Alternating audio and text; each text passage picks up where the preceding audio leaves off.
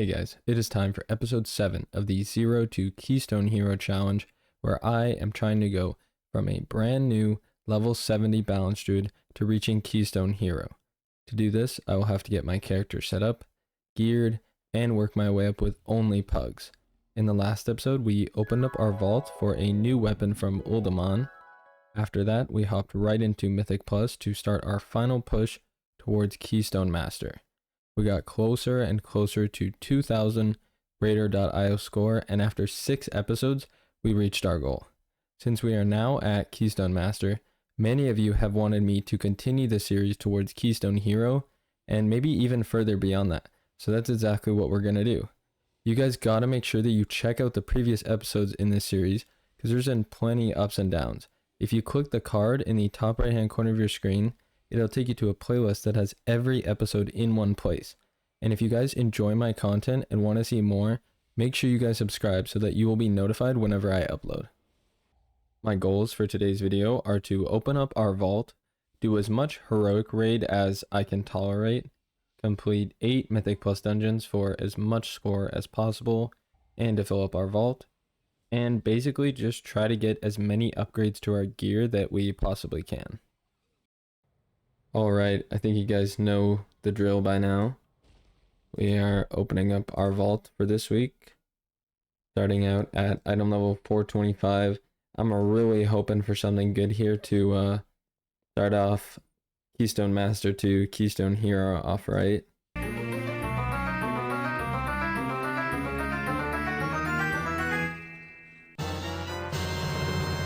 Wow, what are the chances? I'm pretty sure we actually have every single one of these pieces. I have this in my bag, but it's on champion instead of hero.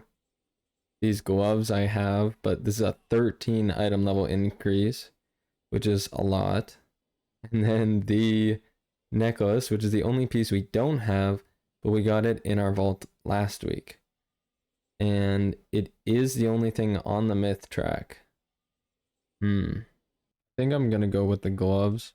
The necklace is very compelling as it is the highest item level and it's on the myth track, meaning I could get it all the way up to item level 447, but I am close to getting, or I believe this week I should be able to get a second Spark of Shadow Flame, and I'm kind of thinking first most likely I'm gonna craft different boots. And then after that, it's kind of up in the air. You know, I could craft a necklace. I could craft bracers, but I think that's probably not worth it, since if I just get maybe hero track bracers, I can just catalyze them and get these, but on the hero track. So I think in the future, we might just end up crafting a necklace. But right now, the biggest gain is to take the gloves. This is kind of a hard choice though, but I think overall, just the fact that this gives intellect and the necklace doesn't, I think makes this the better choice. So I think we're going to take it. The back right now is better than the necklace, but this necklace is basically best in slot. When it's upgraded to 447 versus a crafted one, they're pretty much the same. But like I mentioned last time, it's so mastery heavy that I don't know, like we only have 600 left. We're just so stacked out on mastery that I think it might be a little bit better to take these gloves, which are heavy in mastery, but also crit. So it spreads us out a little bit more. And our key is a plus 16 Neltharian's Lair. That could actually be pretty fun, not gonna lie. Now that we've gotten our reward from the Great Vault and completed that goal, we are going to check out the affixes that we will be dealing with this week. We have Tyrannica. Bosses have 30% more health and deal up to 15% increased damage. Tyrannica weeks are notorious for making certain dungeons and boss fights a lot harder. If your group can overcome these fights, then it is smooth sailing, but if not, you will likely not even finish the key. Next up, Incorporeal. Whenever you are in combat, incorporeal adds will spawn every so often. They need to be CC'd or interrupted, or else they will cast a spell that will reduce the damage and healing done by your group for 10 seconds. Almost every class in the game has an ability that can stop or interrupt incorporeal. The best ones are spammable abilities with no cooldown, like Polymorph for example. For druids, you can take either Cyclone or Hibernate. During this video, there was almost no need for me to take either of them, because by the time I joined the key, at least 2 party members had CCs to stop incorporeal. Finally, we have Spiteful. When a mob dies, it spawns in an enemy that will fixate onto a player in your group. This mob will lose 8% of its health every second, but if they reach you, they'll do a big melee hit.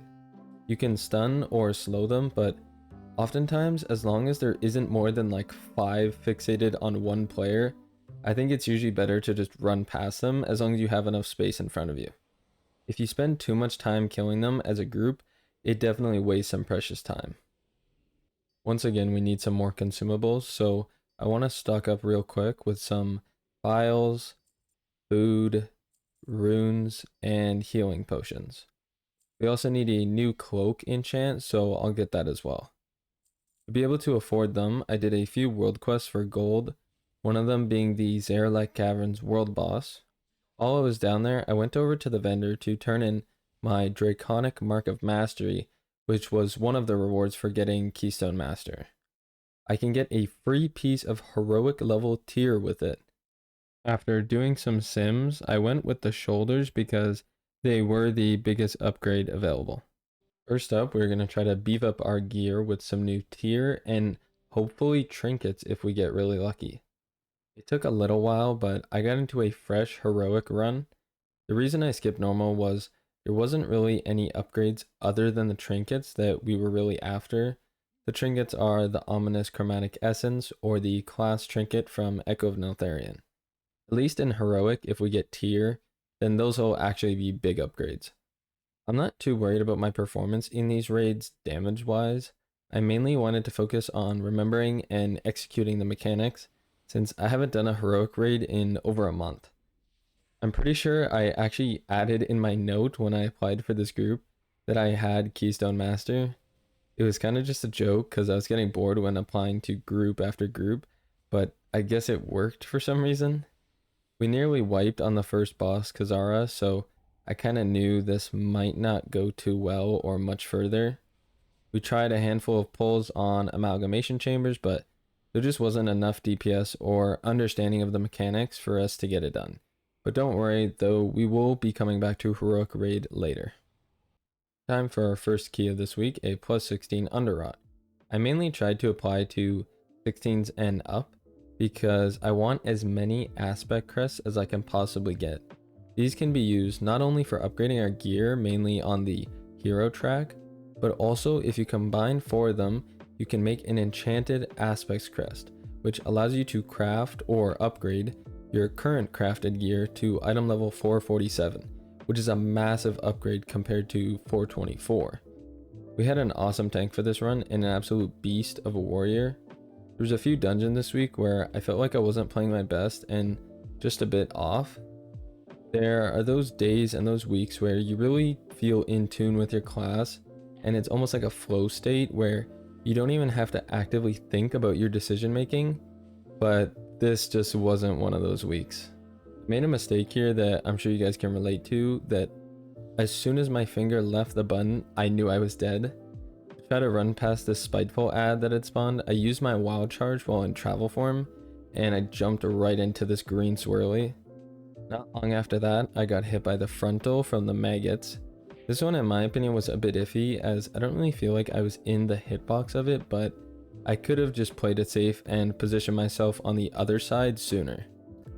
We pulled the boss and the very first charge I get targeted, so I try to dodge it, but I'm not sure if the terrain messed this up or what, but it seemed like it adjusted to hit me, or maybe I just suck, I don't know. But the rest of the dungeon until the last boss was a lot better.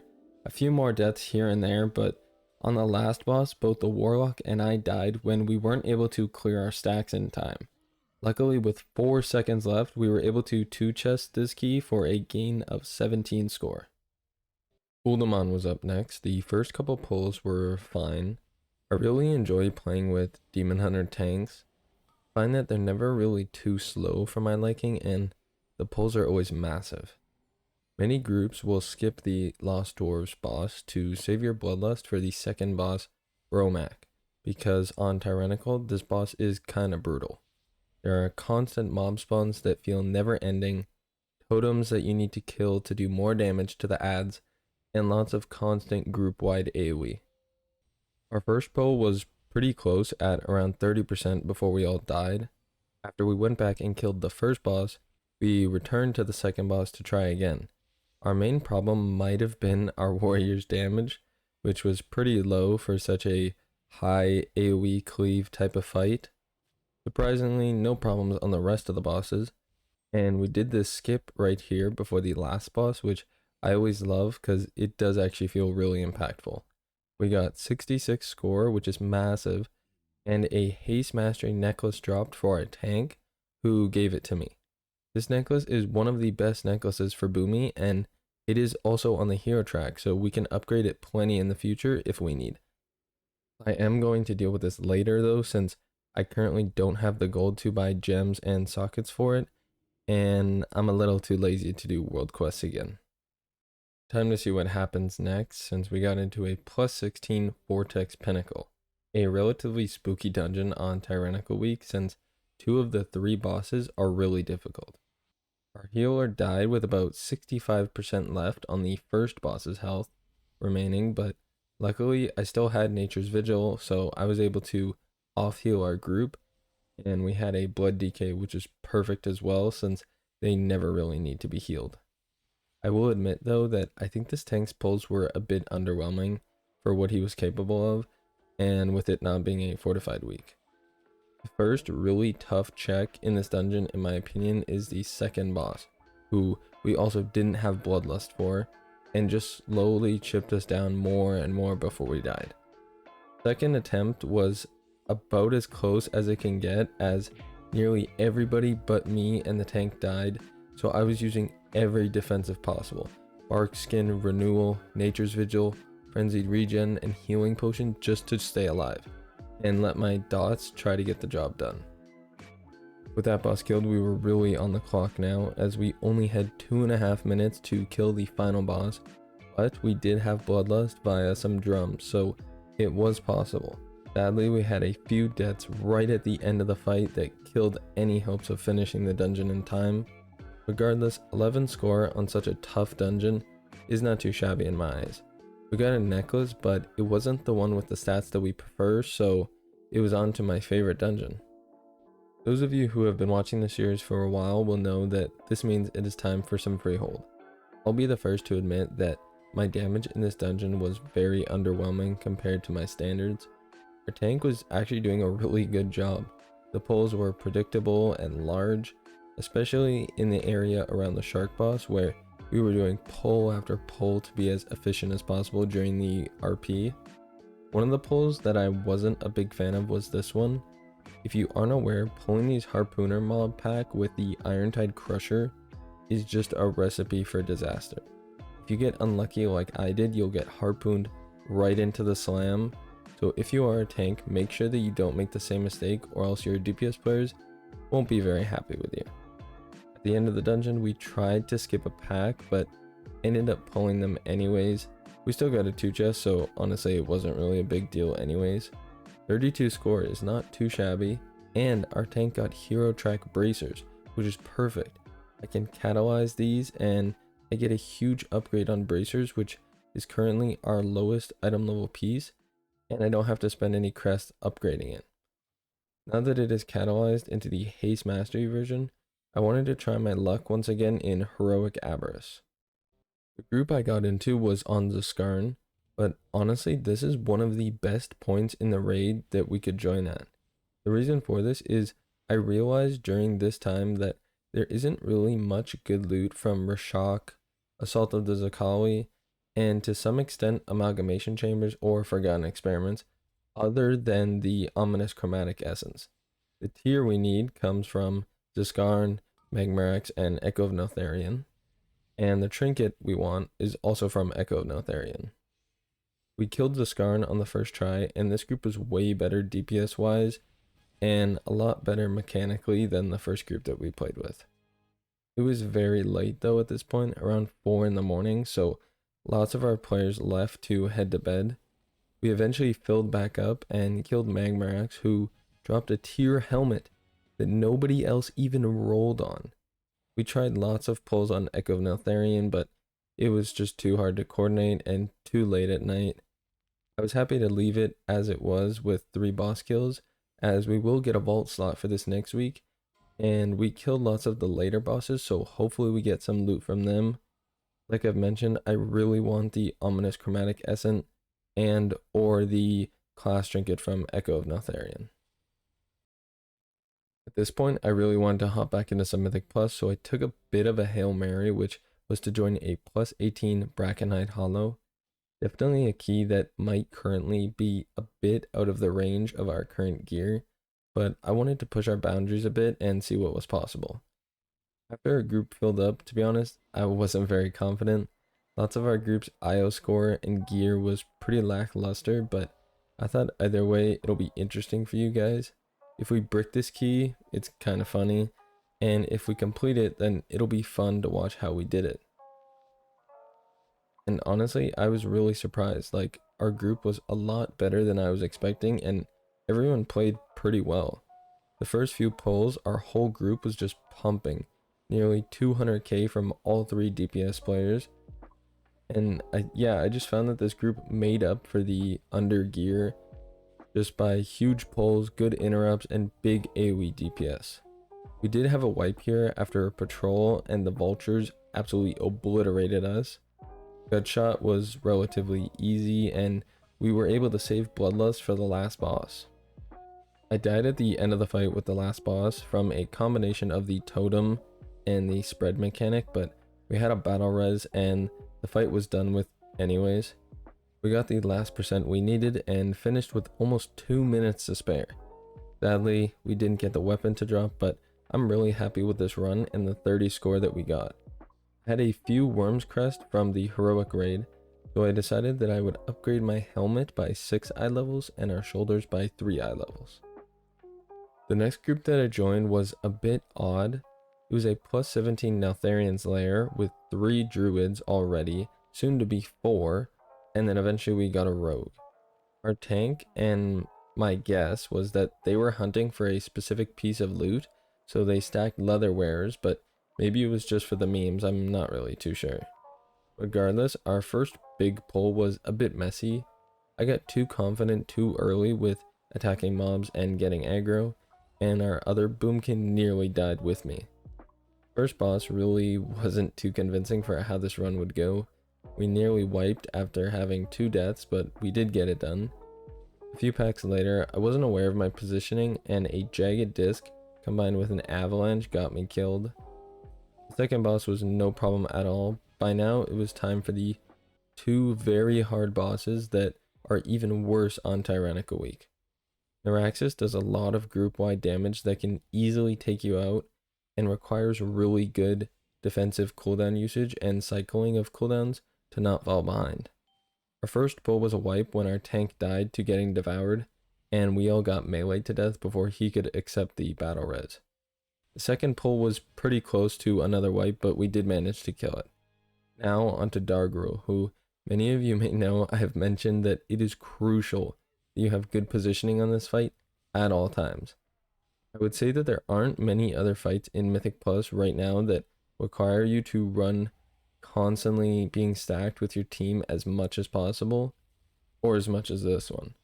The first pull was once again a wipe when we were just way too far away from the magma wave once it had finished, and this caused the spikes to spawn in the wrong place, and the ad took too long to get stunned.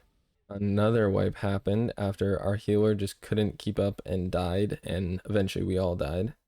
Finally, the third time was the charm. We didn't time this key and had 25 deaths, but the silver lining was I got a chest piece on the hero track that I can also catalyze for a big boost in tier.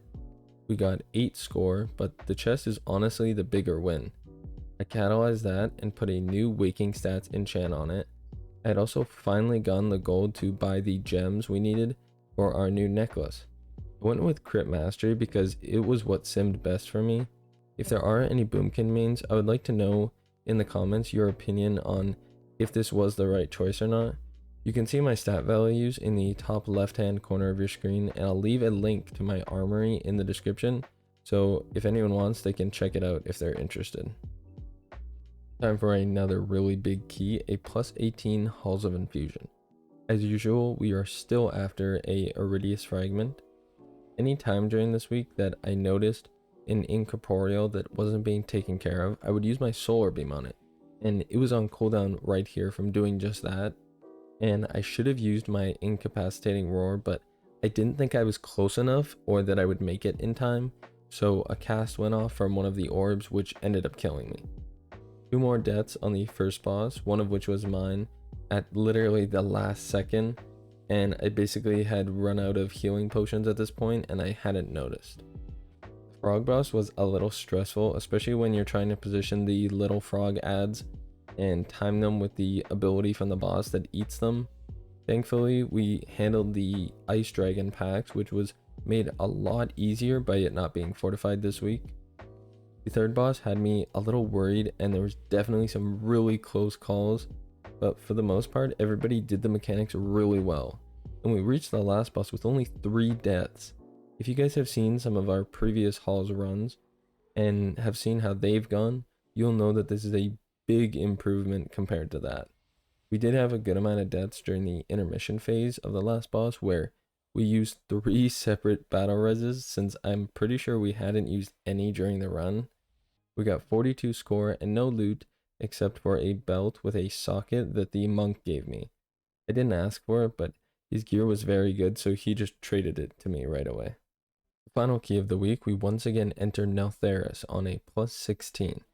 This group finally had a complete understanding of the chains, and we got to use them to our full advantage, and trust me, it just completely changes the dynamic of this dungeon and makes it way easier. The Shadow Priest had also mentioned that I would get PI for this dungeon, so I knew it was going to be a fun one. The first pull, we only needed to use 1 chain, and then we headed back to the left side to deal with Magma Tusk.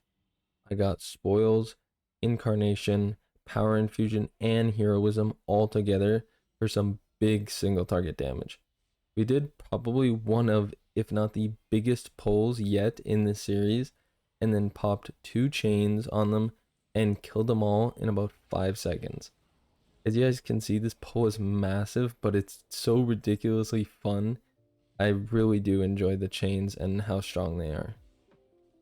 We killed the next boss but had a single death, and then did another big pull with the chains. Forge Master Gorak was who we chose to use our heroism on. I did remember to get remove corruption, which is really good for the last fight to remove the dot debuff you get from breaking the molten shield with an item. But while I was trying to grab an item, I was just barely on the edge of this red swirly, and with nobody else alive who had a battle res, I had to watch the rest of the fight.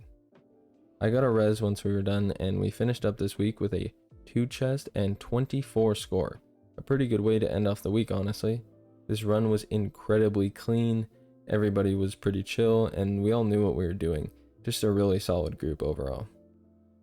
Now, we usually do upgrade our gear at the end of episodes with all the crests that we got from the Mythic Plus, but I'm actually going to save mine until next episode.